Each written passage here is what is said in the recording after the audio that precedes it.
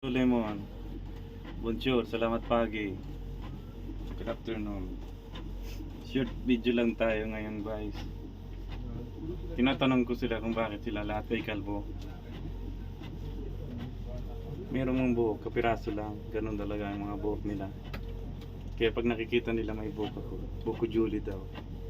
Maganda raw. Hindi sila makabala kasi nabibilang ng pera.